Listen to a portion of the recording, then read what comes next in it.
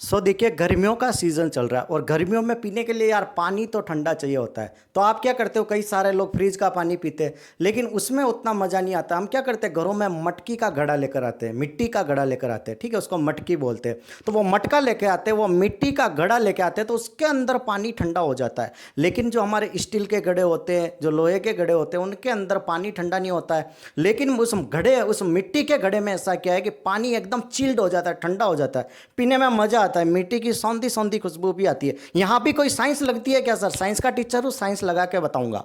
देखिए नॉर्मली क्या होता है कि मटके के अंदर और उसके ऊपर आपने कई बार देखा होगा गिल्ला कपड़ा लगा दिया जाता है, जिससे पानी और ज़्यादा ठंडा हो जाता है। समझ लो, पीछे देखो डायग्राम में नजर आ रहा है, इसमें तो ऊपर की ओर ढक रखा है, लेकिन नॉर्मली हम क्या करते हैं, पूरा कवर कर लेते हैं उस कपड़े से, जिससे पानी और ज़्यादा ठंडा हो जाता है। तो साइंस समझते हैं यहाँ पर। तो यहाँ पर कंसेप्ट लगता है इवेपोरेशन ऑफ वाटर। क्या होता है यहाँ पर? इवेपोरेशन होता है। कैसे क्या होता है, ध्यान से सुनना। चैनल पर नए हो तो पहले क्या करना आपको, लाइक शेयर सब्सक्राइब। क्लियर है? सब्सक्राइब तो कर ही दो।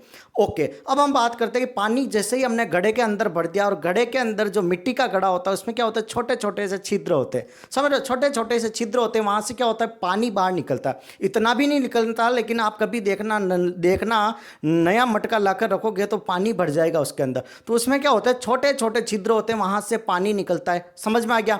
अब वहां से पानी निकलेगा और वो पानी क्या करेगा, इवोपरेट होगा, वाष्पीकरण होगा। और पानी जब इवोपरेशन होगा तो उसको कुछ तो एनर्जी चाहिए होगी, तब वो वाष्पीकरण होगा। पानी को गर्म करोगे तभी तो वो ऊपर भाप बन के उठेगा।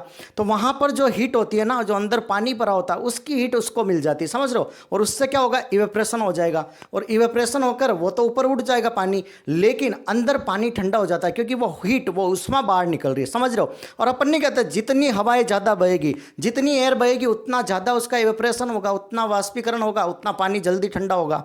क्लियर है?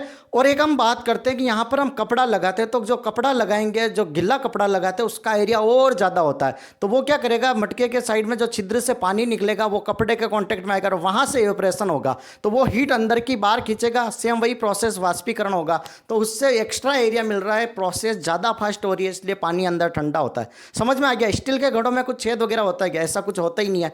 That's why we use pot. Pot कहते हैं उसको, ठीक है, मटका बोलते हैं।